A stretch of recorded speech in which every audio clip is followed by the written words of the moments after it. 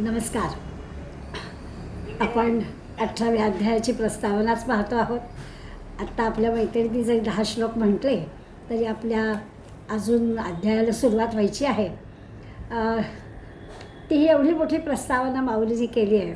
त्या प्रस्तावनेमध्ये आता एकतर कलशाध्याय आहे, अखेरचा अध्याय आणि सगळा गीतेचा सारांश त्यामध्ये येणार आहे. जे काही अर्जुनाच्या मनामध्ये आणखीन काही प्रश्न आहेत. खरं तर आता ह्या अध्यायात आपल्याला कळणारच आहे की खरं आत्मज्ञानाची प्राप्ती झालेला अर्जुन आहे, तरीही भगवंत सारखा आपल्या जवळच असावा, त्यांनी गप्प उभं राहू नये, अशी जी काही त्याची भूमिका आहे आणि म्हणून तो काही प्रश्न विचारतो आहे तेही आपल्याला लक्षात येईल. आत्तापर्यंत आपण असं पाहिलं की ह्या 18व्या अध्यायामध्ये माऊलींनी गीता मंदिराचं रूपक घेतलं. आपण सगळा अभ्यास केला, नुसती आठवण देते. ते मंदिर कसं आहे, त्या मंदिराच्या रूपकामध्ये आपण पाहिलं अगदी उपनिषद, पाया कसा खणला, काय काय केलं, भोवताली काय आहे, तिथे मिळालेल्या गोष्टी भोवती कशा हे केल्या, फेन्सिंग कसं केलं वगैरे वगैरे, असं सगळं आपण पाहिलं. एकूण काय तर ह्या रूपकामध्ये मंदिर आहे असं त्यांनी गीतेला रूपक दिलं. दुसरं असं आणखीन पाहिलं की ह्या गीतेच्या बाबतीत म्हणायचं झालं तर पठण करा, श्रवण करा, अर्थ समजून घ्या, सगळ्यांना मोक्षफळ प्राप्त होणार आहे. असं नाही की आपण मोठे अगदी 10 ग्रंथ अभ्यासलेत, ऐकलं आहे तर आपल्याला फक्त मोक्षप्राप्ती, आणि ज्यांनी आत्तापर्यंत काहीच नुसतंच आपलं श्रवण करतायत, अर्थ कळत नाही, काही हरकत नाही, कळेल सावकाश, परंतु त्यानुसार मोक्षप्राप्ती होणार आहे असं आता माऊली आपल्याला प्रस्तावनेत सांगतात की काही काळजी करायचं कारण नाही, सगळे त्या मार्गाला लागलेले आहेत, त्यामुळे मिळणार. दुसरं, गीतेची रचना पण माऊलींनी सांगितली की 18 अध्याय आहेत, 700 श्लोक आहेत. प्रत्येक अध्यायामध्ये संख्या कमी जास्त आहे, परंतु सिद्धांत एकच आहे. एकच सिद्धांत पटवून देण्यासाठी विविध मार्गाने या 18 अध्यायामध्ये भगवंतांनी तो सिद्धांत पटवून दिला आहे. त्यामुळे ती रचना करताना श्लोक कमी जास्त असले तरी 700 श्लोकामध्ये 18 अध्यायामध्ये हे सगळं बसवलेलं आहे. आणखीन एक गोष्ट अर्जुनाने स्पष्ट सांगितलेलं आहे की हे जे काही ब्रह्मज्ञान आपण म्हणतो आहे ना, ते आस्तिक्य बुद्धी असल्याशिवाय, भगवंतावर श्रद्धा असल्याशिवाय, ओम तत्सत यांनी प्रत्येक कर्म केल्याशिवाय ते प्राप्त होणार नाही.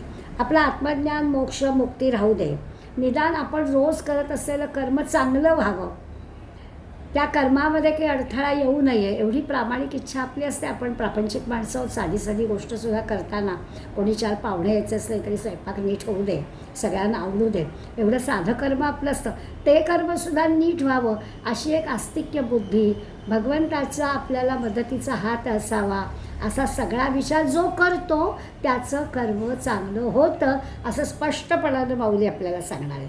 ज्याच्याजवळ ही आस्तिक्य बुद्धी आहे, भगवंताबद्दलची श्रद्धा आहे, प्रत्येक कर्म जो ओम तत्सत अशा स्मरणाने करतो आहे, अनुसंधान ज्याचं भगवंताजवळ सातत्यानं आहे, त्याचं प्रत्येक कर्म भगवंताला प्रिय होतं.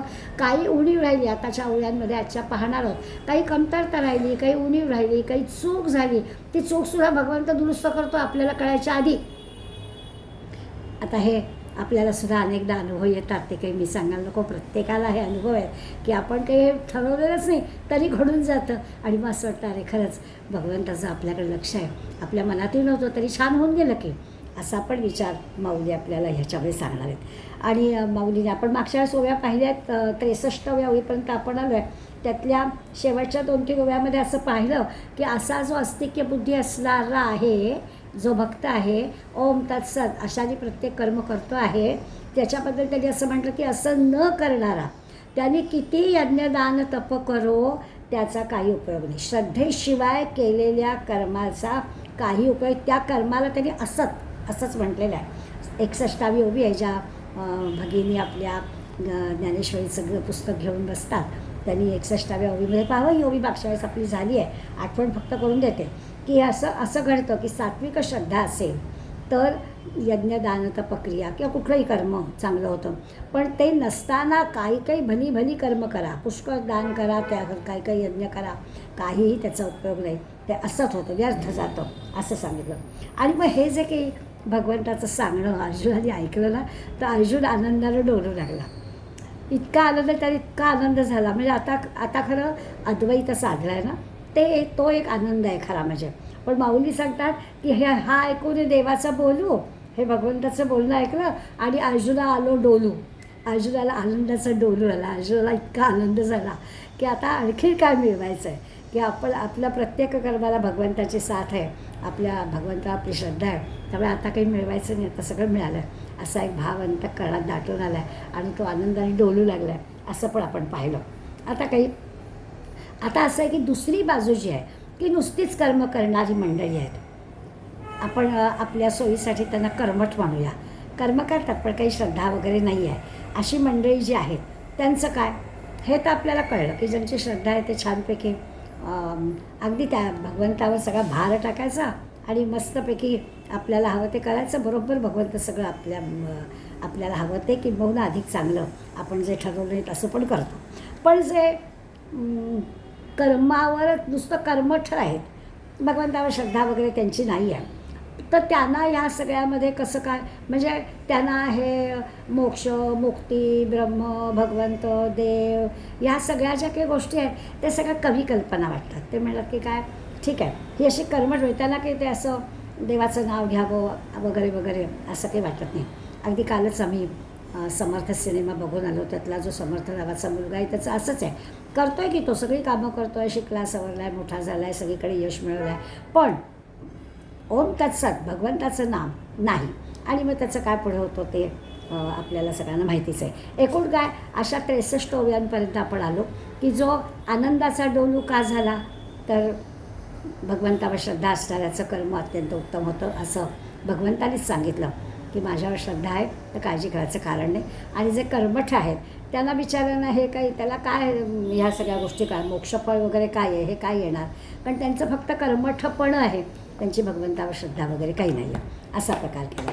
आता आज 64व्या ओळीपासून आपण पुढे पाहणार आहोत. आणि रजतमे दोन्ही हे तर झालंच की त्यांची भगवंतावर श्रद्धा नाही आहे त्यामुळे ते असे मोक्षाकडे, मुक्तीकडे किंवा चांगल्या कर्माकडे कसे जाणार, तर ते सगळे जन्ममृत्यूच्या चक्रामध्ये राहणार असा त्याचा अर्थ. आणखीन कोण राहील तर रजतमे दोन्ही, जे रजतम सत्वरजतमातले रजतमांनी भरलेले आहेत. गेली आविळ श्रद्धा सानी ते का लागे अभिधारी ब्रह्माची या. आता अंतःकरणामध्ये त्यांच्या जर रजोगुण आणि तमोगुणच असेल ते जोपर्यंत नाहीसे होत नाही तोपर्यंत त्यांच्या मनामध्ये काही ती श्रद्धा आहे ते निकृष्टच आहे, त्या खऱ्या श्रद्धेला अर्थच नाही आहे. रजतम गुण ज्यांच्याजवळ आहेत त्यांच्याजवळ श्रद्धा नाही आहे, त्यामुळे हा रजतम गेल्याशिवाय त्यांना ह्या ब्रह्माकडे त्या भगवंताकडे जाणं किंवा त्याची प्रवृत्ती होणं शक्यच नाही आहे. त्यामुळे ते पण सगळं त्यांना हे सगळं प्राप्त होणार नाही जोपर्यंत रजतम आहे. मग एकीकडे जरी चांगलं कर्म करत असले तरीही होणार नाही. कर्म चांगलं आहे पण रजतम पण आहे.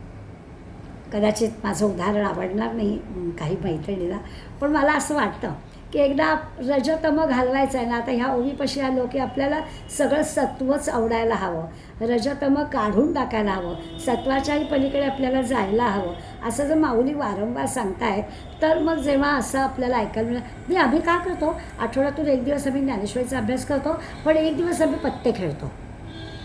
ते जे की रजतम आहे ना ते काढूनच टाकायला हवं.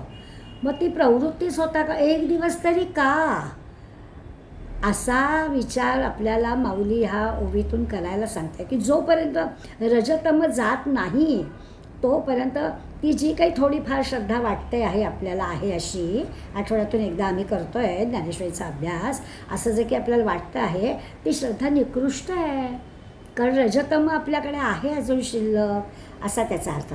त्यामुळे मग ती ब्रह्माकडे आत्मज्ञानाकडे ती जी काही प्रगती व्हायला पाहिजे ती प्रगती त्याच्यासाठी आपलं मन प्रवृत्तच होत नाही. कसं हे सगळं प्राप्त होणार, जोपर्यंत रजतम जात नाही तोपर्यंत शक्य नाही असं 64व्या माऊलींनी सांगितलं. मग कोता खेव देणे, वार्तेवरी धावणे, सांडी पडे फडे खेळणे, नागळीचे दे. मग काही उदाहरणं दिली माऊलीने, एकाच ओळीमध्ये 3 उदाहरणं दिली. ह्या सगळ्या 3 उदाहरणातून लक्षात येईल कदाचित ते त्या काळातल्या म्हणून दिले असेल की हे सगळं जे आहे ना हे नुसतं सरावाने येणाऱ्या गोष्टी आहेत.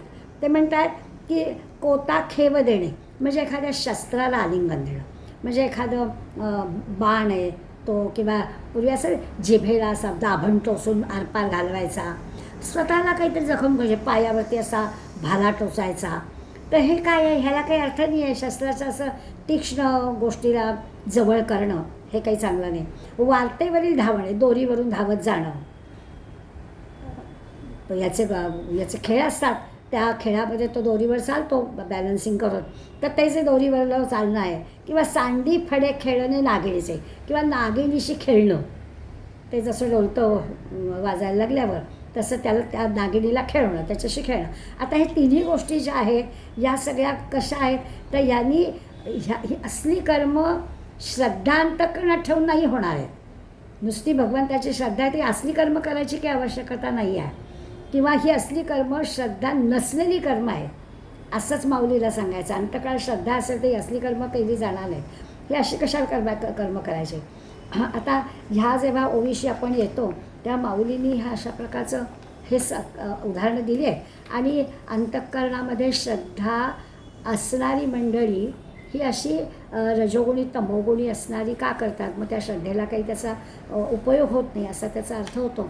म्हणून मग असा विचार आला की का होतं आजही, म्हणजे आता 750 वर्षांनंतर आत्ता सध्या आपण ज्या विज्ञान युगामध्ये आहोत तिथे तर आपल्याला देवावरती श्रद्धा नसणारी माणसं पावलोपावली भेटतात.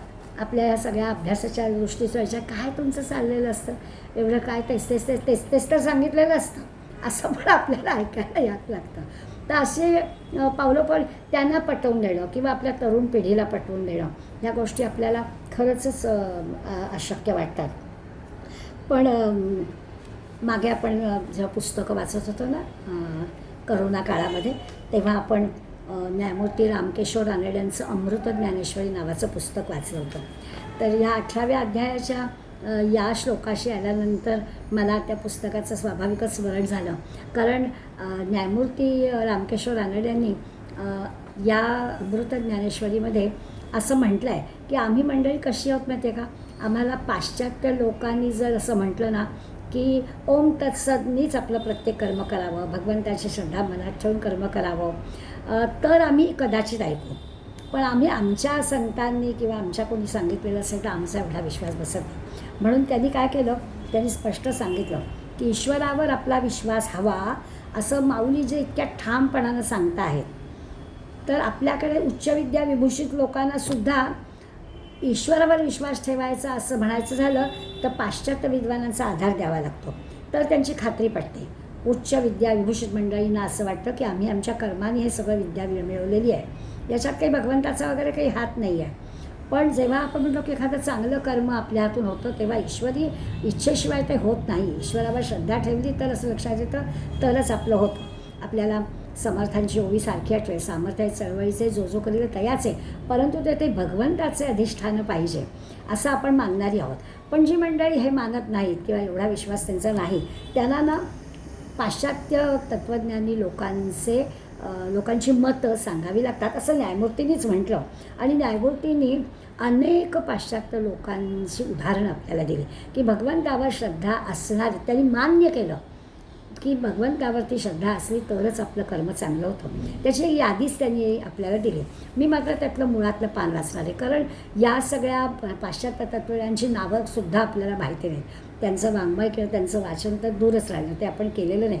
पण यांच्या पुस्तकाचा आधार घेऊन खरोखरच आपल्याला जेव्हा आपल्या नातवंडांशी या अशा पद्धतीचं काही बोलायचं असतं त्याचा आधार आपल्याला मिळतो. न्यायमूर्ती असं म्हणतात की सॉक्रेटिसनी म्हटलं की ईश्वर आपल्या अंगात येतो आणि तो आपल्याकडून वदवतो. आता स्वामीजींनी म्हटलं की मी काय बोललो मला माहीत नाही, रामकृष्णांनी म्हणजे माझ्या सद्गुरूंनी माझ्याकडून बोलवलं. आपल्याला अनेक ठिकाणी ज्ञानेश्वरांनी सांगितलं की निवृत्तीनाथांनी म्हणजे माझ्या सद्गुरूंनी माझ्याकडून करवून घेतलं. आपल्याला या अनेकदा अनुभव येतो की आपण काहीच केलं आणि आपल्याकडून ते झालं. सॉक्रेटिसने म्हटलं की आपल्याला वाटतं अरे हां काहीतरी असणारं. तुकाराम महाराज पण आपल्याला मिळत नव्हे माझी वाणी पदरीची मज विश्वंभर बोलवितो. पण सॉक्रेटिसचं नाव घेतलं की आमचा जरा विश्वास बसेल. प्लेटोच्या मतेसुद्धा ईश्वराने ही सगळी सृष्टी निर्माण केलेली आहे. अरिस्टॉटलच्या मते पण ईश्वर ह्या साऱ्या वस्तूंचं कर्तृत्वशाली कारण आहे. अनेक दिलेत मंडळी, या सगळ्या मंडळींचं त्यांनी म्हटलं की ईश्वराला मान्य केलं. स्पिनोझा, लॉक, लायब्रिटन्स, बर्कले या सगळ्या महान तत्त्वज्ञांनी ईश्वरावर श्रद्धा हवी, ईश्वरावर विश्वास हवी असं ठामपणे म्हटलं आहे. वॉल्टरनी म्हटलं, all that I know is that man must worship God and be just. मला जे काही माहिती आहे ते इतकंच आहे की माणसाने भगवंताची उपासना केली पाहिजे आणि प्रामाणिक असलं पाहिजे. असो, यादी मोठी आहे. पुस्तकाचं नाव आपल्याला सांगितलेलं आहे, लेखकाचं नाव सांगितलेलं आहे. आपण जरूर मुळातलं ते पुस्तक वाचावं. मुद्दा असा आहे की ईश्वरावर श्रद्धा ठेवावी असं माऊली ठामपणानं आपल्याला या ओव्यांमध्ये सांगत आहेत. पुढली जी ओवी आहे, तैसी कर्मे दुवाडे तया जन्मांतराची कडे दुर्मिळावे एवढे कर्मा माझे. आता त्यांनी असं म्हटलं, दुवाडे म्हणजे कठीण. याच्या श्रद्धे वाचून केलेली जी कर्म आहेत ती ते म्हणतात महाभयंकर असतात, श्रद्धा नसताना केलेली कर्म. आता आपल्याला जी काही आत्मज्ञान ब्रह्मज्ञान याविषयीच्या गोष्टी आत्तापर्यंत बोललो आहे, त्यामुळे श्रद्धे वाचून केलेली कर्म जी आहेत ती काही साधीसोयी महाभयंकर आहेत. त्या कर्माची प्रवृत्ती अनेक जन्म देणे म्हणजे पुन्हा जन्ममृत्यूच्या चक्रात अडकणे हेच होईल. हा त्यांनी दुर्मिळाने एवढे म्हटलं आहे. हा असा महाभयंकर दुर्मोग या कर्मामध्ये आहे, दुर्योग या कर्मामध्ये आहे. कुठल्या कर्मामध्ये? श्रद्धे वाचून केलेल्या कर्मामध्ये पुन्हा येणे जाणे एवढंच आहे, बाकी काही होणार नाही असं ते 66 ओळीमध्ये सांगतात. ना विपाये हे उजू होईल तरी ज्ञानाची योग्यता नाही, येरवी येडेची जाये निरळाल्या. म्हणजे काय तर एखाद वेळेस कदाचित ना विपाये हे उजू होईल, म्हणजे एखाद वेळेस यथासांग कर्म होईल, नाही असं नाही, तरी ज्ञानाची योग्यता नाही. त्यांनी काय होईल म्हणजे आत्ता जसं आपण एका ओवीमध्ये 3 उदाहरणं पाहिली तर येईल, दोरीवरून चालता येईल,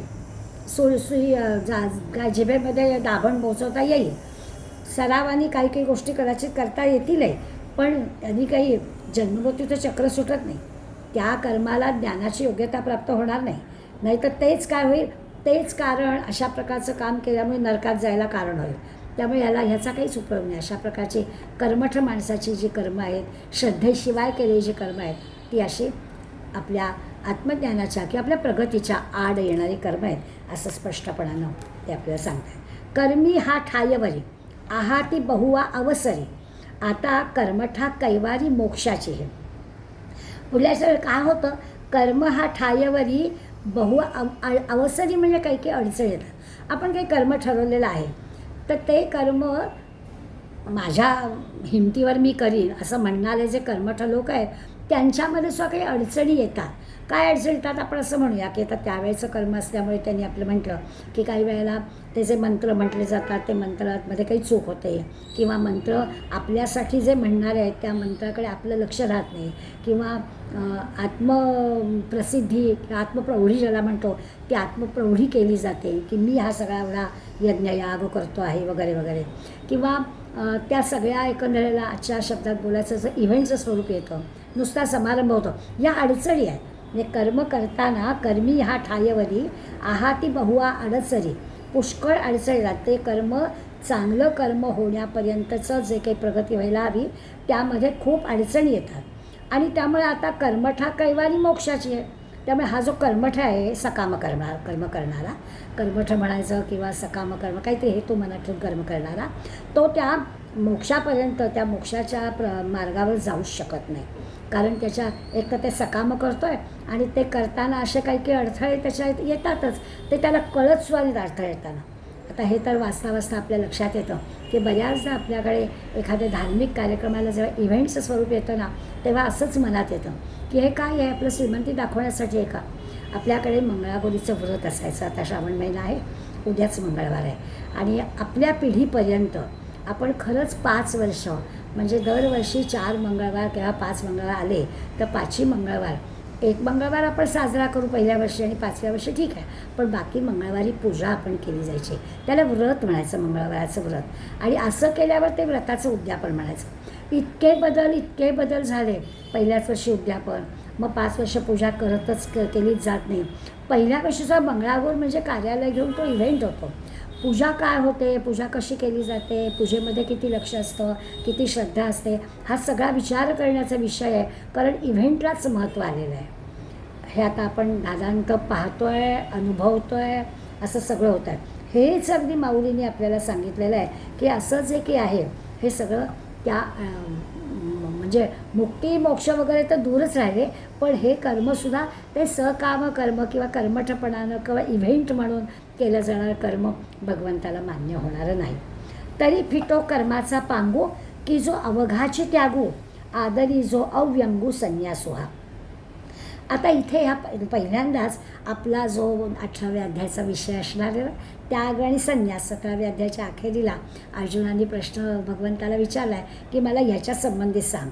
ते दोन्ही शब्द या ओळीमध्ये आलेले आहेत. त्याग आलेला आहे आणि संन्यास आलेला आहे. शब्दाचे अर्थ माहिती आहेत. आता इथे जो त्याग शब्द आहे तो कशाचा आहे तर सकाम कर्माचा त्याग, काहीतरी आपल्याला हवा यासाठी केलेल्या कर्माचा त्याग करायचा आहे. कर्म करायचंच आहे, पण ते कर्म कसं करायचं आहे तर एक आपलं कर्तव्य आहे म्हणून चोखपणानं बजावायचं आहे म्हणून कर्म करायचं आहे. त्याच्या मागे आपल्याला काहीतरी अभिलाषा आहे असं कर्म करायचं नाही, त्या कर्माबद्दलचं म्हटलेलं आहे. आणि संन्यास शब्द वापरला आहे. तो संन्यास शब्द पुढे अनेकदा येणार आहे, आपण तेव्हा पाहणारच आहोत. तर ह्याच्या सत्न्यास, सत्न्यास म्हणजे योग्य जागी ठेवणं. आपलं जे कर्म आहे ते कर्म कसं आहे तर संन्यास म्हणजे योग्य जागी ठेवायचं आहे. न्यास आहे सत, चांगलं कर्म करायचं आणि ते योग्य जागी ठेवायचं आहे. असे 2 शब्द आपल्याला आता या अध्यायात पाहिजे. पहिल्यांदाच या ओळीमध्ये शब्द आले तरी फिटो कर्माचा पांगू. मग ते काय म्हणतात की हे आधीच्या ओळीपर्यंत आपण आलो की असं नुसतं इव्हेंट वगैरे करणं यांनी काही भगवंताला प्रिय असणारं कर्म होत नाही. म्हणून मग ते म्हणतात की काय बाबा फिटो कर्माचा पांगू, म्हणजे मग हे असं जे की सकाम कर्म आहे त्या कर्माचं नाही म्हटलं ते एक पराधीनपण आहे. आपण आपलं करतो पण त्याचा काही उपयोग होत नाही, तर ते नष्ट व्हावं, ते बाजूला व्हावं, खरं मनापासून कर्म व्हावं. की जो अवघाची त्याग त्याला त्याग म्हणायचं. जे कर्माचा पांगू बाजूला व्हावं म्हणजे पराधीनपणा नष्ट व्हावा. की कर्म हे दुसऱ्या कुठल्या गोष्टींवर अधीन ठेवून केलं आहे ते नाहीसं व्हावं, त्याचा त्याग व्हावा, ते नष्ट व्हावं. म्हणजे काय करावं तर फलाशा ठेवून कर्म करू नये, अगदी निस्वार्थ बुद्धीनं कर्म करावं. हे आपल्याला अनेकदा सांगितलं आहे. दुसऱ्या अध्यायापासून अनेक वेळा हा शब्द आलेला आहे. त्यामुळे इथे पुन्हा तेच सांगताय तरी फिटो कर्माचा पांगू की जो अवघाची त्यागो त्याला त्याग म्हणायचं. की जो निस्वार्थ बुद्धीनं केलेलं कर्म आहे आणि त्यासाठी तो सगळा जो काही स्वार्थीपणा आहे, आपल्या कामना आहे त्याचा त्याग करणं ते. आणि आदरी जो अव्यंगू संन्यासू हा. आणि संन्यासाचा काय तो आदरू करायचा आहे. तो काय करायचा तर आत्ता म्हटलं तसं की योग्य कर्म योग्य ठिकाणी ठेवणं, म्हणजे वाईट कर्माचा त्याग करायचा आहे, म्हणजे त्या सकाम कर्माचा त्याग करायचा आहे आणि चांगल्या कर्माचा स्वीकार करायचा आहे. दोन्ही गोष्टी करायच्या आहेत. वाईट कर्माचा त्याग आहे, सकाम कर्माचा त्याग करायचा आहे आणि चांगली गोष्ट स्वीकारायची. फलाशा रहित असं जीवन जगायचं आहे. आणि त्यामुळे ते करण्यासाठी चांगली गोष्ट चांगलं कर्म करणं या दोन्ही गोष्टी आपल्याला करायच्या आहेत असं ते म्हणतात. मग कर्मबाधेची काही जेथं भयाची गोठी नाही ते आत्मज्ञान जी स्वाधीन होय. आता हे जे काही त्याग आणि संन्यास आहे हे जर एकदा कळले दोन्ही शब्द आपल्याला तर मग कर्मबाधेची भयच नाही.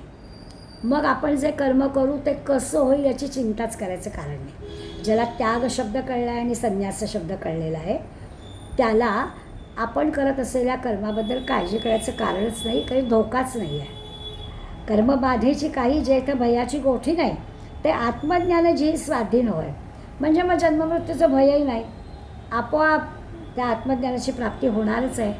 ज्याला हे 2 शब्द कळले त्यांनी जे काही कर्म केलं आहे आपण अनेकदा पाहिलेलं आहे की सत्य म्हणजे काय तर जे परिणाम चांगला आहे ते सत्य.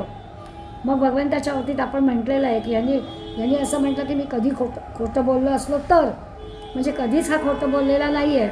आणि कितीतरी वेळा हा सूर्य हा जयद्रथ काय वगैरे वगैरे महाभारतात अनेक प्रसंग आपण सांगू शकतो असं पाहिलं आहे की. पण त्याचा विचार तरी इथे केला आहे की जेव्हा त्याग आणि संन्यास हे 2 शब्द जर कळले असतील तर जे काही तुम्ही कर्म करताय त्याला बाधा येणार नाही, ते चुकीचं होणार नाही, काळजी करण्याचं कारण नाही, संभावना नाही, धोका नाही. आणि मग जन्ममरणाचं भयच नाही झालंच, म्हणजे आत्मज्ञानाची प्राप्ती याचाच अर्थ ह्या त्याग आणि संन्यास या 2 शब्दाचा अर्थ कळणं आहे असं होईल. आता ज्ञानाचे आवाहन पुढली ओळी फार सुंदर आहे हां, आणि समजून घ्यायला हवी आहे. ज्ञानाचे आवाहन मंत्र जे ज्ञान पिकते सुक्षेत्र आणि ज्ञान आकर्षित सूत्र तंतू जे का. 2 ओळीमध्ये 2 गोष्टी सांगितल्या, एकदा मंत्र सांगितलं आणि एकदा सूत्र सांगितलं. आता मंत्र कसला आहे तर आवाहन केलं आहे, ज्ञानाचं, आत्मज्ञानाचं आवाहन केलेला मंत्र आहे. म्हणजे काय तर आत्ता सांगितलेल्या ह्या दोन, ज्याला त्याग आणि संन्यास कळला आहे ना, त्याचं काय होतं, जे का आत्मज्ञाना बोलवी ते मंत्र, आणि असं बोलावलं म्हणजे खरंच अगदी निस्पृहपणे निस्वार्थपणानं कर्म केलं, आपल्याला त्याच्यातून काही मिळवायचं नाही आहे, अगदी कोणी थँक्स म्हणायची आवश्यकता नाही, काही काही काही नको आहे, असं छानपैकी आपण कर्म केलं, दुसऱ्याच्या हिताचं कर्म केलं, असं जे का आत्मज्ञाना बोलावे तर ते कर्म आत्मज्ञानाला बोलावतं. तो जो काही मंत्र आहे, असं कर्म केल्याचा जणू काही तो मंत्र आहे. एखाद्या चांगल्या जमिनीमध्ये चांगलं पीक यावं, होती जे सुक्षेत्र ज्ञानापिका, उत्तम पीक येणारं जसं शेत असावं, तसं ह्या माणसाला आपोआपच आत्मज्ञानाची प्राप्ती होईल. हा मंत्रच आहे, उत्तम कर्म करणं हा मंत्र जो आहे, मंत्राचा जसा लगेच परिणाम होतो तसं म्हणाले होतं. चांगल्या शेतात चांगलं पीक येतं, सुपीक जमीन असेल तर चांगलं पीक येतं, तसं आत्मज्ञानाची प्राप्ती होते. आणि दुसरं म्हटलं ज्ञान आकर्षित सूत्र तंतू जेव्हा, आणि मग सूत्र जे आहे, सूत्र आपल्याला शब्द कळतं की एखादं सूत्र मनात ठेवूनच हे करायचं, म्हणजे दाखला दिला आहे किंवा सूत्र धरलं आहे, त्या सूत्राने जायचं. आणि म्हणजे अगदी गणितातलं सूत्र आपण नेहमी हे करतो की जेव्हा आपल्याला एक्स अधिक वायचा वर्ग करायचा, तर एक्स वर्ग अधिक 2xy अधिक वाय वर्ग असं आपण देतो. आता हे सूत्र आपल्याला जिकडे तिकडे लावता येतं, तसं म्हणाले हे आहे ज्ञान आकर्षित सूत्र. हे आत्मज्ञान काय करतं, ते आपलं सूत्र धरतं, म्हणजे श्रद्धा आहे भगवंतावरची, हे सूत्र धरलेलं असलं की ते सूत्र आपोआपच एखाद्या धाग्याने आपल्याला ओढता यावं आणि सहजपणाने ते मिळावं, तसं हे सूत्र हातात धरतं. दोरा हातात धरायचा, आपल्याला आपोआप आत्मज्ञान मिळून जातं. सुपीक शेतामध्ये पीक पण येतं आणि सहजपणानं धागा ओढला तर आपल्याला हवी ती गोष्ट मिळते सुद्धा. कधी मिळते तर जेव्हा आपली भगवंतावर नितांत श्रद्धा असते आणि आपण अशा प्रकारचं कर्म करतो तेव्हा. ते दोन्ही संन्यास त्याग, अनुष्टुनी सुरे जग, तरी हेची आता चांग व्यक्त पुस. आता हे जे दोन आहे, कदाचित ह्या 5-6 ओव्यांमधला हा सगळा विचार अजूनही तितकासा नीट कळला नसेल, तर आपल्याला पहिल्याच श्लोकामध्ये तो नीट कळणार आहे. पण आता अर्जुन भगवंताला विचारणार आहे, हे आपल्याला माऊलींनी प्रस्तावनेतून मी आता काय सांगणार आहे ते आधी सांगितलं आहे.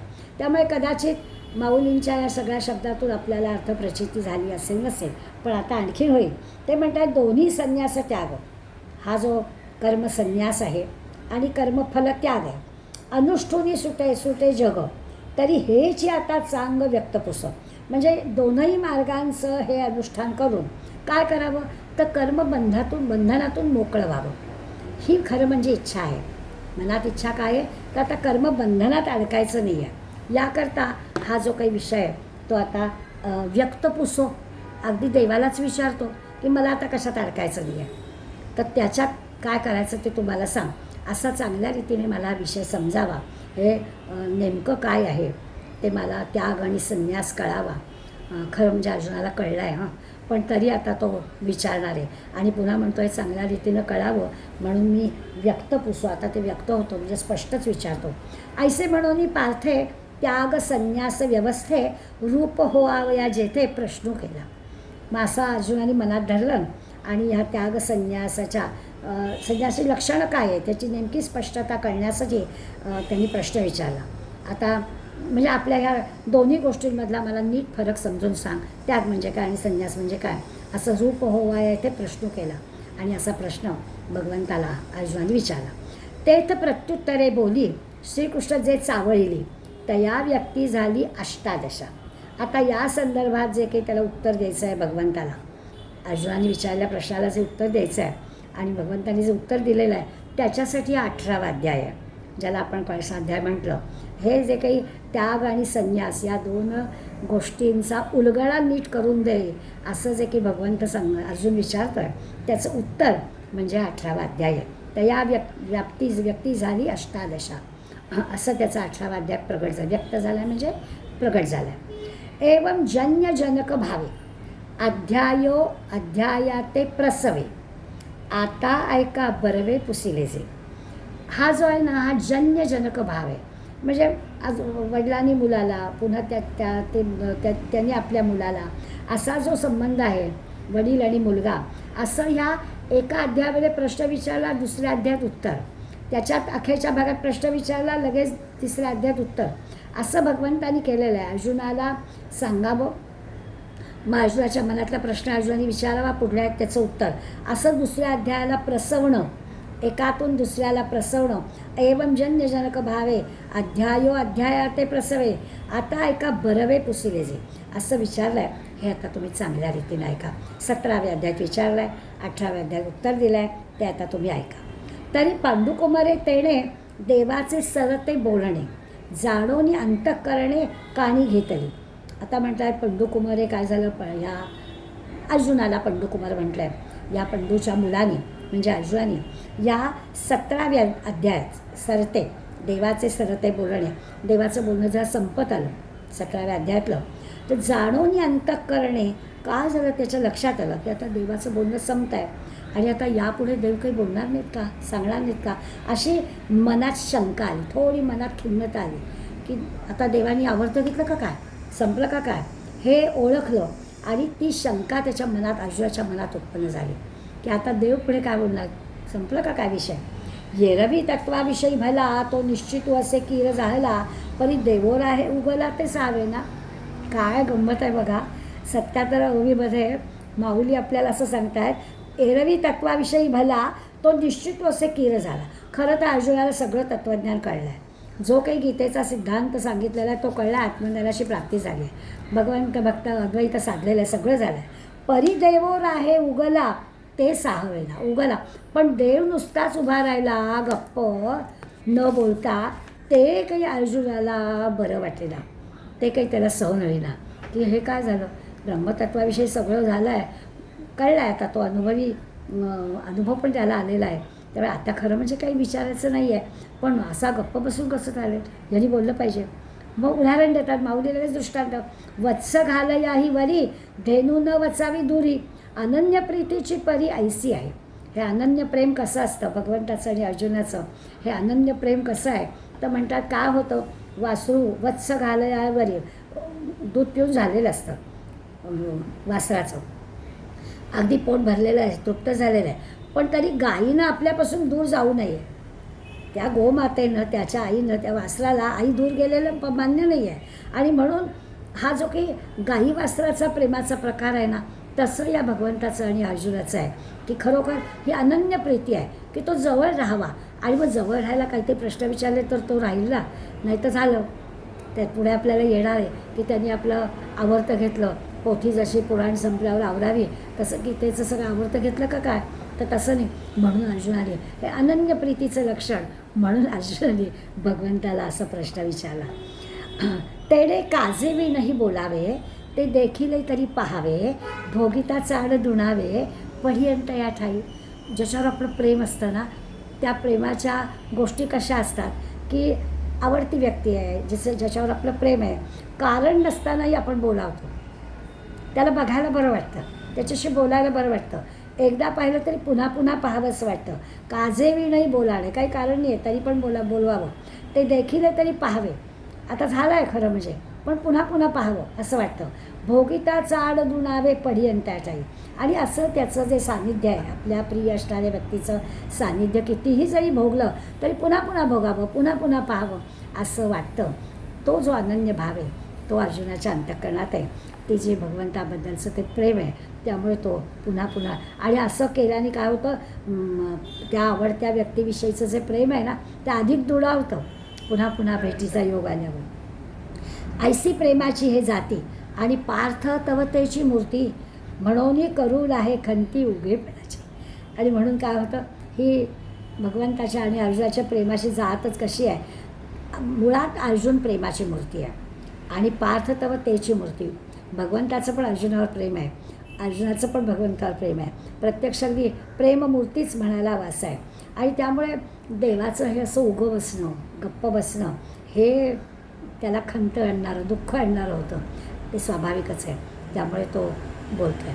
आपण कल्पना करू शकतो, अगदी अर्जुन कृष्ण राहू दे, पण आपली प्रिय व्यक्ती आहे आणि समजा आपलं नातवंड आलं आहे आणि बोललंच नाही, काय बाबा काय झालं तुला, बोलत का नाही आहेस असं आपण म्हणूच की नाही. कारण आलेला माणूस आपलं प्रेमाचं माणूस आहे ते बोललं पाहिजे. 2 मित्र भेटले ते बोललेच नाही असं कसं चालेल. किती किती सांगायचं असतं. आपण लहानपणची आपल्याला गंमत आठवत असेल. आपण दोघी मैत्रिणी एक कॉलेजमध्ये 8-8 तास 10-10 तास एकत्र असतो, घरी असतो, कुठेतरी क्लास असला तर एकत्र असतो, तरी पुन्हा भेटायचं असतं. भेटून झालं की पुन्हा गेटपर्यंत जायचं असतं, पुन्हा तिथे काहीतरी 10 मिनटं बोलायचं. हे काय आहे? हे प्रेम आहे. आणि ह्या त्यामुळे संपत्ती पुन्हा पुन्हा भेटणं, पुन्हा पुन्हा बोलणं असं जे काही आहे ते अनन्य भाव अनन्य प्रेम असण्याची गोष्ट आहे. आणि तो अनुभव आपण घेतो. इथे तर दादांत भगवंत आणि अर्जुनाचं एकमेकांवरचं प्रेम आहे. त्या अर्जुनाला हा उगी राहिला, गप्प राहिला भगवंत, तर ते कसं चालेल. आणि त्यामुळे आणि संवादाचे निमिषे जे अव्यवहार्य वस्तू असे तेची भोगी जे की जैसे आरिसा रूप. छान गंमतशीर उदाहरण दिलं आहे बरं का. आता म्हणतात जसं असतं ना, आपण आपलं रूप आरशात पाहत आहेत, स्वाभाविक आहे. आता उदाहरण ते घेतलं आहे, पण ते म्हणतात समजा व्यवहारामध्ये आपण काय म्हणतो की आत्मज्ञानाची प्राप्ती झाली आहे, काय ब्रह्मवस्तूची, हे सगळं जाऊ दे. पण जसं देणं घेणं बोलणं ऐकणं हे जे काही आपले व्यवहार आहेत ते ज्या संबंधाने होतात त्या सगळ्या एकमेकांच्या संबंधाने होणाऱ्या वस्तू आहेत. आणि त्याच्यामध्ये आनंद आहे. तो ब्रह्मवस्तूचा आत्मज्ञानाचा आनंद तो जरा बाजूला ठेवू. व्यवहारात जरी आपण विचार केला तरी आपल्याला त्या प्रश्नोत्तरातून, त्या बोलण्यातून, आपल्या संवादातून, एखाद्या वस्तूच्या देवाणघेवाणीतून आपल्याला तो आनंद भोगता येतो. आता तो आनंद भोगता कसा येतो तर ते असं म्हणतात की हा जसा व्यवहारातला आनंद आहे, देवाणघेवाणीतून बोलण्यातून वस्तूतून आपल्याला देता घेता येतो. तसं म्हणाले इथे होतं की संवादाचे निमिषे, संवादाच्या निमित्ताने आपल्याला हा आनंद घेता येतो. आता ह्या कृष्णार्जुनाच्या संवादाचा आनंद वेगळाच आहे बरं का. वेगळा म्हणजे कसा तर कृष्णार्जुनाचा जो संवाद आहे आता हे अद्वैत आहे. त्यामुळे जरी कृष्ण बोलला तरी अर्जुनच बोलला असं होणार आहे. अर्जुनाने ऐकलं तरी हे दोघं जणांचं अद्वैत असल्यामुळे आरशात जसं आपणच आपल्याला दिसतो तसं हा काही बोलणार आहे ते आपणच बोलल्यासारखं होणार आहे. त्यामुळे फार सुंदर पद्धतीने हा विचार केला. संवादाचे निमिषे अव्यवहार्य वस्तू असे तेची भोगी जे की जैसे आरिसा रूप. मी काय आता भोगणार आहे किंवा काय मला मिळणार आहे. भगवंताशी बोलताना असं मला आता आत्मज्ञानाची प्राप्ती किंवा अद्वैत साधलेलं आहे, तर आता मी जरी बोललो तरी आरसा रूप जसं आपलंच रूप दाखवतो तसं आता हे जे बोलणं आहे, हा जो संवाद आहे तो संवाद 2 व्यक्तींमध्ये होणार नाही आहे, तर माझ्याशी, माझ्यातच भगवंत आहे, तो जे काही बोलणार आहे ते मीच आहे असं काहीतरी होणार आहे. म्हणजे एका अर्थाने भोगता भोग्य विरहित हा संवाद होणार आहे. बोलणारा एक ऐकणारा एक असं नाही होणार आहे. दिसणार आहे असं व्यवहार आता, पण ये मनीचे ते मनी म्हणतो किंवा ये हृदयचे ते हृदय म्हणतो ना, तसं होणार आहे. भगवंताला नेमकं काय सांगायचं ते मला लगेच कळणार आहे. मी काय विचारतो ते भगवंताला लगेच कळणार आहे. शरीरं 2 असली, दिसायला 2 असलं, संवाद जरी असला तरी आरशात जसं रूप पाहावं तसं मला हे दिसणार आहे. अजून थोडासा विचार पुढल्या ह्याच्यात स्पष्ट केला आहे आपल्याला. मग संवादू तोही पारुखे तरी भोगिता भोगणे थोके हे का सहावेलं सुखे लाचावले या. आता असं जरी म्हटलं की आरशात आपलं रूप तसंच हे होणार आहे, तरी थोडंसं आपण विचार केला तर मग अशी जी की थोडं अव्यवहार्य वाटेल ना. 2 व्यक्ती आणि तो संवाद म्हणायचा, पण मी तर म्हणतो आहे की आमचं ये हृदयचे ते हृदय आहे, त्यामुळे आमच्या दृष्टीने तो संवाद कसा होईल. त्यामुळे असं जर चालू झालं तर संवाद थांबेलच. संवाद कसा होणार. म्हणजे थोडक्यात असं आहे की भोगता, भोग आणि भोग्य हे जे 3 आहेत, म्हणजे ज्याला आपण नेहमी त्रिपुटी म्हणतो.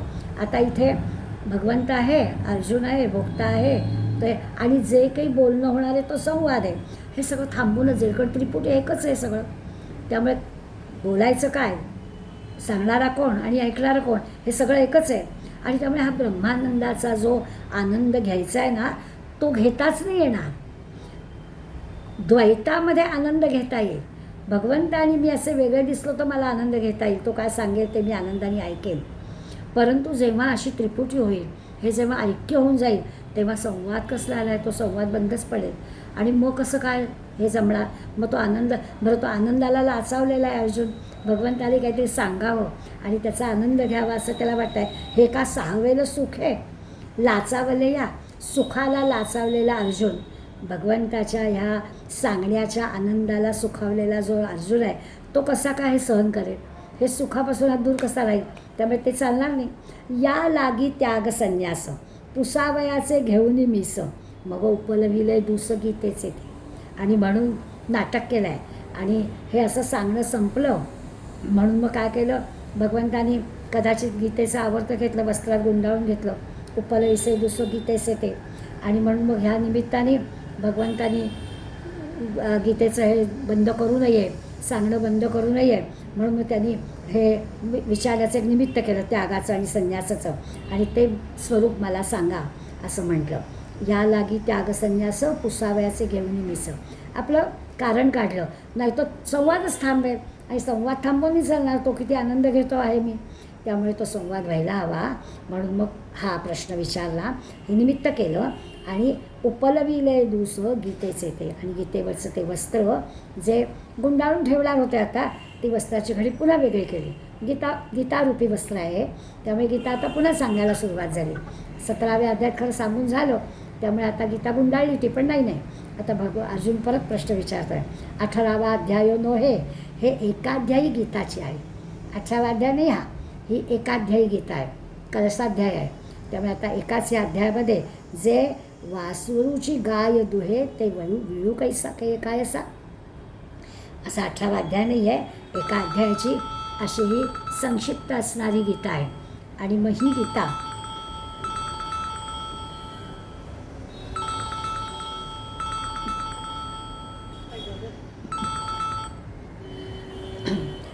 ही जी गीता आहे ती कसं उदाहरण दिलं, तर वासरूच गाईचं दूध पिऊ लागतं. तेव्हा काय होतं? तेव्हा गाईला पान्हा सोडायला वेळेचं काही भान राहत नाही.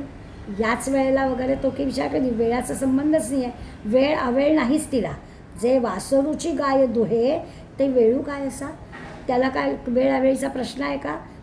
वासरू गाईजवळ आलं की ते दूध पिणारच. तसं म्हणाले हे आहे की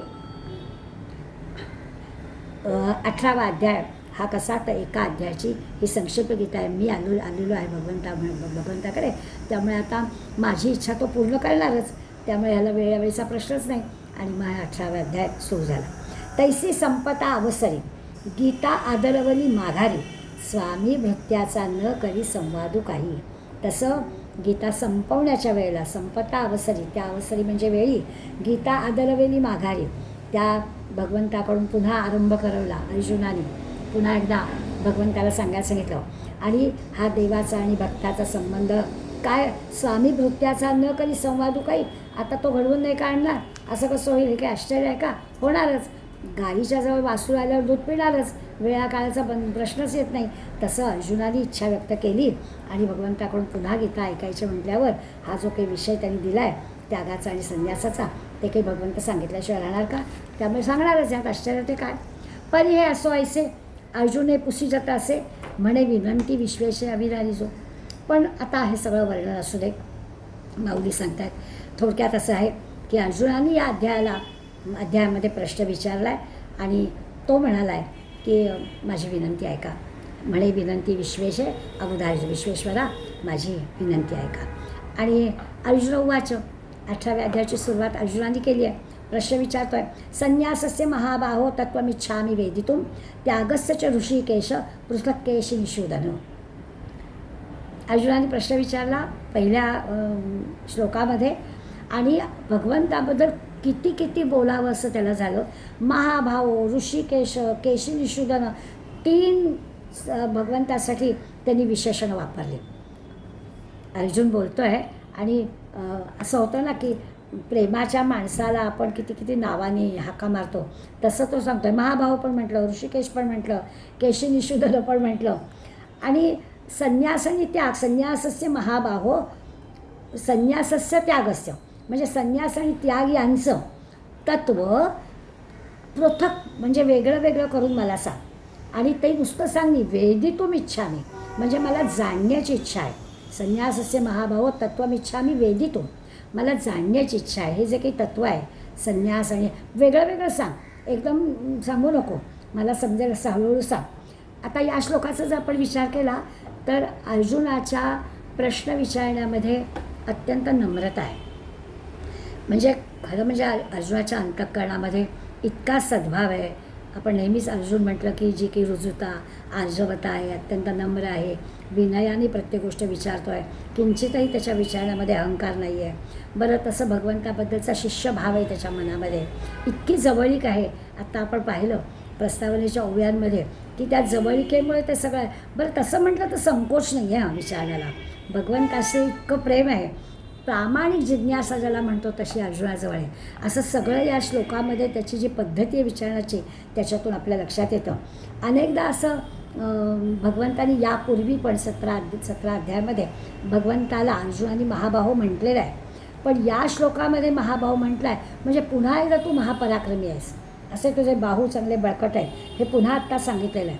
आणि हे सांगताना आता अर्जुनाच्या मनात आहे की मनुष्यरूप धारण करून तू अवतीर्ण झाला आहेस तू परब्रह्मस्वरूप, पण तू नरदेह घेऊन आमच्यामध्ये आलेला आहेस, अत्यंत सामर्थ्यवान आहे, अत्यंत पराक्रमी आहे, सर्वज्ञानी तर आहेसच आहेस, असं सगळं त्या महाबाहो शब्दातून त्याला म्हणायचं आहे.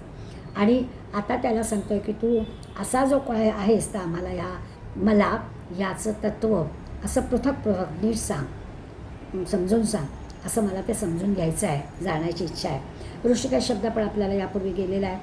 तसं पाहायला गेलं तर शब्दशः अर्थ म्हटलं तर कुरळ्या केसांचा ऋषिकेश असं त्याचं नाव आहे, वरवरचा अर्थ. पण ऋषिक म्हणजे इंद्रिय, हे पण आपण पाहिलं आहे. आता या निमित्तानं पुन्हा स्मरण करायचं एवढंच, सगळ्या इंद्रियांना नियंत्रणात ठेवणारा, इंद्रियांना नियंत्रण ठेवणं भगवंताला जमलं आहे आणि म्हणून त्याला ऋषिकेश म्हटलं आहे. असा तो सगळ्यांच्या हृदयात असणारा वासुदेव आहे, ऋषिकेश आहे, महाभाऊ आहे, अत्यंत पराक्रमी आहे, खरं तर परमात्मा आहे. आणि शिवाय कसा तर केशी निषूदन, केशी नावाचा जो राक्षस होता, दैत्य होता, त्याला ठार मारणारा. आपल्याला सगळ्यांना महाभारतातला प्रसंग माहिती आहे. कंसाने या बालकृष्णाला गोकुळामध्ये मारण्यासाठी अनेक उद्योग केले. त्याच्यात एकदा केशी राक्षसाला घोड्याचं रूप देऊन पाठवलं होतं गोकुळामध्ये आणि त्यालाही कृष्णाने ठार मारलं. आता याच्यातून केशी निषूदनामधून कळतं की दैत्यांचा नाश करणारा पण अत्यंत संयमी असणारा, दुष्टांचा संहार करायचा आहे पण संयमी आहे, अशा ह्या केशी निषूदनाचा पण उल्लेख त्यांनी आपल्याला केलेला दिसतो. म्हणजे हे तर आहेच, राक्षसाचा, दुष्ट माणसाचा किंवा आपण कामक्रोधादी षड्रिपूंचा नाश करणारा तो केशी निषूदन, असा या तिसऱ्या विशेषणाचा अर्थ लक्षात घेऊया. आता अर्जुनाला हे जे काही तत्त्व जाणून घ्यायचं आहे त्याग आणि संन्यासाचं, ही काही जिज्ञासा त्याला आहे. तर संन्यास म्हणजे काय आहे आणि त्याग म्हणजे काय आहे? केवळ वरवरचं पुस्तकी ज्ञान त्या अर्जुनाला नको आहे, वरवरचं ज्ञान नको आहे, त्याला तत्त्व जाणून घ्यायचं आहे, त्याला सिद्धांत जाणून घ्यायचा आहे आणि ते सगळं जाणून घेऊन आपल्या जीवनात उतरवायचं आहे. त्यामुळे हे दोन्ही काय आहे, त्याग आणि संन्यास, हे त्याला हवं आहे. अर्जुनाच्या प्रश्नाच्या उत्तरात खरं सगळ्या गीतेचं सार येणार आहे. हा जो प्रश्न आहे त्याग आणि संन्यास सांग, ते आता भगवंत समजून देणार आहे, त्याच्यात सगळं गीतेचं सार येणार आहे. माऊली म्हणून याला एक अध्यायी गीता असं जे म्हणत आहेत किंवा कळसाध्याय म्हणत आहेत ते यासाठी आहे. याच्यामध्ये आपल्याला लक्षात आहे की मानवाचं वैयक्तिक जीवन किंवा सामाजिक जीवन यासाठी जे जे काही आपल्याला आवश्यक असतं, वैयक्तिक जीवन किंवा सामाजिक जीवन यशस्वी होण्यासाठी ऑफकोर्स, तर आपल्याला जे 4 पुरुषार्थ लागतात त्या सगळ्या 4ही पुरुषार्थांच्या प्राप्तीच्या दृष्टीनं एक साधन म्हणून काय करायचं, जे जे महत्त्वाचं आहे ते सगळं या 18व्या अध्यायात येणार आहे. आपल्या सामाजिक जीवन आणि आपलं वैयक्तिक जीवन हे यशाकडे नेण्यासाठी जे जे काही आपल्याला लागतं ते सगळं आपल्याला या 18व्या अध्यायात मिळणार आहे. म्हणून हा कळसाध्याय किंवा ही एकाध्यायी गीता ही महत्त्वाची आहे. आता दोन्ही शब्दांचा अर्थ पण आपण जाणून घेऊया. माऊलींच्या ओव्या कदाचित आपण पुढल्या वेळेला घेऊ, पण आज दोन्ही शब्दांचा तरी अर्थ जाणून घेऊ. आता संन्यास कशाला म्हणायचं, संन्यासी कसा असावा किंवा संन्यासी कसा असू नये, संन्यासाची साधना काय असते, संन्यास त्याचं आचरण कसं असतं किंवा त्याच्या अंतःकरणात भगवंताबद्दलचा भाव कसा असतो, संन्यासी माणसाला नेमकं त्याच्या कर्माचं फळ काय मिळतं, आपल्याला अर्जुन सांगतोय संन्यास हे तत्त्व मला नीट समजून घ्यायचं आहे. अर्जुनाची प्रश्नाची हे लक्षात घेतली तर कळे की त्याला संन्यास हे तत्त्व जाणून घ्यायचं आहे आणि ते आपल्या जीवनात उतरवायचं आहे. मग आता संन्यास म्हणजे काही टिळा माळा भगवे कपडे वगैरे वगैरे मुंडण करणं असलं काही नाहीच आहे. मग हा संन्यास शब्द काय आहे तर संन्यास मग अशी जाता जाता आपलं बोलणं होतं की ज्याला सम्यक न्यास, सम्यक म्हणजे योग्य आणि न्यास म्हणजे ठेवणं, योग्य जागी ती गोष्ट ठेवणं, याला संन्यास. प्रत्येक गोष्ट योग्य जागी ठेवणं. आपण व्यवहारात म्हणतो ना की एखाद्याचं छान घर पाहिलं की आपलं वर्णन आपल्याला करता येतं की त्यांच्याकडे सगळ्या वस्तू आहेत, प्रत्येक वस्तूला योग्य जागा आहे, योग्य जागेला वस्तू आहे. आता हा व्यवहारातला अर्थ झाला. अर्जुन म्हणतो आहे की या संन्यास म्हणजे मला सांग तर संन्यास म्हणजे काय तर सम्यक म्हणजे योग्य असं गोष्ट ठेवणं. म्हणजे आपलं जे कर्म आहे त्याचं योग्य स्थान असलं पाहिजे. हा कर्म आता ह्यापूर्वी आपण कर्माचा सिद्धांत पाहिला आहे, त्या सगळ्या कर्माची कशी प्रक्रिया असते ते पाहिलं आहे, कर्मफळावर नियंत्रण कसं ठेवायचं ते आपण पाहिलं आहे. या सगळ्या गोष्टींचं जे ज्ञान आहे आणि त्याच्यासाठी करायचं जे आपलं आचरण आहे, असं सगळं चांगलं कर्म होण्यासाठीचं आपलं आचरण आहे, त्या सगळ्याला कर्म योग्य जागी ठेवणं म्हणायला हवं आणि त्याला संन्यास म्हणायला हवं. आपण जो संन्यास शब्द एरवी वापरतो त्या अर्थाने नाही आहे, तर इथे आपल्याला सम्यक न्यास अशा अर्थाने हा संन्यास शब्द घ्यायचा आहे. कर्मच करायचं आहे, योग्य वेळेला योग्य ते कर्म योग्य पद्धतीनं करणं, अशाला आपण संन्यास असं म्हणणार. असा अगदी ढोबळ मनाने तत्त्व जाणून घेण्याच्या मागे आपण अर्थ घ्यायचा आणि हे सगळं अर्जुन जाणून घेऊ इच्छितो. हे तत्त्व काय आहे हे जाणून घेऊ इच्छितो. आता या ठिकाणी आपल्याला असं कळेल की जिथे असं अंदाज तर्क अनुमान असं काही नाही आहे किंवा आपल्याला काही जुने आलेले अनुभव आहेत याचं काही मदत होत नाही. हे सगळं जाणून घ्यायचं असेल इथे शास्त्रच मदतीला येतं. इथे आपला अंदाज नाही बदल, ह्याला काय अनुभवला त्याला काय अनुभवला याच्यावर नाही होत. शास्त्र काय सांगतात, आपले धर्मग्रंथ काय सांगतात, उपनिषद काय सांगतात, वेद काय सांगतात, पूर्वजन्म म्हणजे काय आहे, पापपुण्य म्हणजे काय आहे, पुढला जन्म व्हायचा आहे म्हणजे काय व्हायचं आहे, यामध्ये असं तर्क अनुमान काही करता येत नाही, अंदाज बांधता येत नाही. याच्या ठिकाणी श्रद्धेनंच ही तत्त्व आपल्याला स्वीकारावी लागतात. हे असं म्हणजे असंच का असं नाही होऊ शकत. इथे आपल्याला श्रद्धा अंतःकरणात ठेवून हे तत्त्व स्वीकारावं लागतं. आता म्हणजे काय तर हे जे दोन्ही शब्द आहेत 18व्या अध्यायापूर्वी 17व्या अध्यायाच्या अखेरीला अर्जुनाने विचारलं आहे आणि त्याच्या आधी भगवंताने अर्जुनाला म्हटलं आहे तू योगी हो, तू ज्ञानी हो, आपल्याला आठवत असेल. आणि आता पुन्हा अर्जुन म्हणतो आहे मला या त्यागाचं महत्त्व पटवून द्या, त्यागाचं तत्त्व समजून घ्यायचं आहे. आधीच भगवंताने तू ज्ञानी हो योगी हो सांगितलेलं होतं आणि आता अर्जुन त्याला म्हणतो आहे की मला ह्या त्यागाचं तत्त्व जाणून घ्यायचं आहे. आता असं तो म्हणतो याचं कारण असं आहे की भगवंताने सांगितलं कर्म करावंच लागतं, कर्म काही टाकता येत नाही, कर्म करायलाच हवं. मग टाकायचं काय तर मी करता आहे हा अहंभाव टाकायचा. मी करता आहे असं म्हणायचं, कर्म करायचंच आणि फलत्यागही करायचा आहे. मी करायचं नाही असं म्हणजे मी केलं असं म्हणायचं नाही आणि कर्म तर करायचं आणि त्या कर्माचं फल मिळेल याचाही विचार करायचा नाही. अशा युक्तीनं आपल्याला कर्म करायचं आहे. त्याला भगवंताने आपल्याला असं योग हा कर्मसु कौशलम असं कौशल्याने कर्म करायचं आहे. मोठा अवघडच आहे. म्हणजे व्यवहारामध्ये आपण कुठलंच उदाहरण असं म्हणू शकत नाही. अगदी रामकृष्ण परमहंस म्हणतात की अगदी आई मुलासाठी सगळं करते पण तरी पिंच ऑफ सॉल्ट असतंच. काय मी आत्ता मुलाचं केलं आहे, मुलगा माझं म्हातारपणी करेल, हा पिंच ऑफ सॉल्ट असा हेतू हे पण ठेवायचं नाही. मी करता हा अहंकार पण ठेवायचा नाही आणि फळ मिळेल याचाही विचार करायचा नाही. म्हणजे फलत्याग पण हवा आणि इकडे कर्माचा अहंकार पण नको. अशा युक्तीनं आपल्याला कर्म करायला सांगितलं आहे.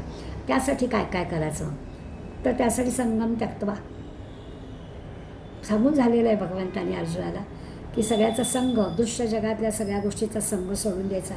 त्यक्त्वा कर्मफला संगम, कर्मफलाचा संग पण सोडून द्यायचा. सगळ्या गोष्टीचा संग सोडून घ्यायचा, जोडायचं नाही कुठे काही. आणि असा जो काही अहंभाव, तो जो काही मी करता ऐसे म्हणसी तेणे तू कष्टी होसी, राम करता म्हणता पावसी, यश कीर्ती प्रताप बघ. समर्थाने सांगून टाकलं आहे आपलं, मी करता असं म्हणायचंच नाही, असा कर्तेपणाचा भाव मनात आणायचा नाही. आणि फलाचा त्याग करायचा, याला कर्मयोग असं म्हटलं आहे. त्याला इथे त्यांनी त्याग असं म्हटलं. म्हणजे आता होऊन सांगून झालेल्या सगळ्या गोष्टी एका त्याग शब्दामध्ये एकत्रितपणानं परत आलेल्या आहे. सगळा संग सोडून द्यायचा आहे, अहंकार सोडून द्यायचा आहे, मी केलं असं म्हणायचं नाही आहे. आणि या एका त्याग शब्दात या सगळ्या गोष्टी आल्या. एका अर्थाने आपण असं म्हणूया की संन्यासाला ज्ञानमार्ग म्हणूया, आणि हा जो त्याग शब्द वापरला ह्याला कर्ममार्ग म्हणूया. म्हणजे सोपं जातं. अर्जुनाने प्रश्न जरी असा थोडक्यात विचारला असला की दोन्ही शब्दांचे तत्त्व मला जाणून घ्यायचं, कर्म म्हणजे काय, संन्यास म्हणजे काय, हे तत्त्व जाणण्याची इच्छा आहे, असं थोडक्यात जरी विचारलं असलं तरी सुद्धा भगवंत मात्र प्रश्नाचा आपल्याला आशय सविस्तर सांगणार आहे. आणि माऊली तर खूपच सविस्तर सांगणार आहे, आपल्याला पटवून देऊन सांगणार आहे. म्हणजे अर्जुनाच्या प्रश्नाचा थोडक्यात प्रश्न आणि भगवंतांनी सविस्तर उत्तर दिलेलंच आहे, आणि त्याचं आणखीन सविस्तर उत्तर माऊली आपल्याला देणार आहेत. अगदी सहज आपल्याला लक्षात घेता येईल असं आहे की संन्यास घेणारी व्यक्ती असते. म्हणजे आता संन्यास शब्दाचा अर्थ कळला आहे सम्यक न्यास, हे आपल्याला करायचं आहे की योग्य कर्म योग्य जागी ठेवायचं आहे. त्यामुळे संन्यास हे ज्ञानमार्ग आहे, तो आपल्याला करायचा आहे. मग अशी आपण एकदा सूत्र आणि मंत्र असे 2 शब्द एकाच ओळीमध्ये पाहिले, त्याचा आपल्याला इथे उलगडा होणार आहे की काय होणार आहे. तर संन्यास घेणारी व्यक्ती असते, म्हणजे योग्य ठिकाणी योग्य कर्म करणारी, सम्यक कर्म करणारी व्यक्ती आहे, ज्ञानमार्गी आहे, आणि त्या संन्यासाला तो ज्ञानमार्ग मिळणार आहे. आणि म्हणजे एका अर्थाने संन्यास माणूस घेतो आहे. आता त्याग म्हटलं की वस्तूंचा त्याग आहे. म्हणजे संन्यास हा व्यक्तिप्रधान आहे आणि त्याग हा वस्तुप्रधान आहे. त्याग करायचा म्हणजे आत्ता पाहिलं तसं की कर्म करायचं आहे, पण अहंकाराचा पण त्याग करायचा आहे, फलाचा पण त्याग करायचा आहे, आणि मधलं कर्म मात्र आपण करायचं आहे. त्यामुळे तो झाला वस्तुप्रधान आणि हे झालं व्यक्तिप्रधान. त्यामुळे संन्यास हा स्वतः स्वीकारलेला सिद्धांत आहे की मी योग्य कर्म योग्य ठिकाणी करीन, सम्यक न्यास ते कर्म त्या ठिकाणी करीन, बाकी सगळं तेच योगा कर्मसु कौशलम सारखंच. म्हणजे ते मी केलं म्हणायचं नाहीचं आहे, फळाची आशा ठेवायची नाहीचं आहे, असंच कर्म करायचं आहे. एकंदर असंच आहे की वागण्याची विचाराची जी जीवन पद्धती आहे, प्रत्यक्ष आपली जी कृती आहे, क्रिया आहे, या सगळ्यामध्ये संन्यास हा स्वतः करायची गोष्ट आहे. आता त्याग आणि संन्यास या गोष्टी एका अर्थाने आपण असं म्हणू की परमार्थाचा पाया आहे. ज्या परमार्थाचा विचार सगळ्या अध्यायांमध्ये वेगवेगळ्या पद्धतीनं केला आहे, त्याचा पाया या दोन्ही शब्दात आहे. आणि पायावरच सगळं असतं, ते साधल्याशिवाय पुढं जाताच येणार नाही. उन्नतीच आहे, त्याग आणि संन्यास साधलं तरच परमार्थात उन्नती होईल आपली. त्यामुळे आता हा जो अर्जुनाने विचारलेला प्रश्न आहे, हा गीतेतला अखेरचा प्रश्न आहे, आणि भगवंतांनी त्यात अर्जुनाच्या अखेरच्या प्रश्नाला छान सविस्तर विस्तारानं उत्तर दिलं आहे. आणि त्याचा परिणाम म्हणून मुळातच पराक्रमी असणारा अर्जुन आहे, तो आता आपल्याला 18व्या अध्यायामध्ये लक्षात येणार आहे. ही त्याची शंका किंवा हे त्याचं तत्त्व जाणून घेतलं त्यांनी की तो निशंक मनाने अगदी भगवंतावरच्या निष्ठेच्या वृत्तीनं करिष्ये वचनम तव, स्पष्टपणानं हे म्हणणार आहे की तू सांगतोयस ते मी करीन, असं प्रामाणिकपणे म्हणणार आहे. असं जे ठामपणे कर्तव्य आचरण्याची त्याची भूमिका होते आणि ठामपणा तो उभा राहतो, ते सगळं या 18व्या अध्यायामध्ये घडणार आहे. आता म्हणून हा 18वा अध्याय आहे. त्या संन्यास म्हणजे काय, त्याग म्हणजे काय हे जाणण्याची अर्जुनाची जशी इच्छा आहे, तसं माऊली पण आपल्याला कसं काय छान पटवून देतात, ते त्याची आपली पण नक्कीच जाणून घेण्याची इच्छा आहे. तर माऊलींच्या ओव्या आपण पुढल्या वेळेला पाहूया. पण ह्या संन्यास आणि त्याग याचा इतका छान परिणाम झाला की अर्जुन असा धैर्याने, निष्ठेने, निशंकपणाने उभा राहिला. आणि तू जे म्हणतोय, वचन दिलं भगवंताला की तू म्हणशील ते मी करतो आहे, आणि असं युद्धाचं ही त्यांनी सुरुवात केली नाच. खऱ्या अर्थानं गीता अर्जुनाने जाणली. तुम्ही आम्ही पुढे करू आणि माऊलींच्या ओव्या पुढल्या वेळेला बघूया. आज इथेच थांबूया. धन्यवाद.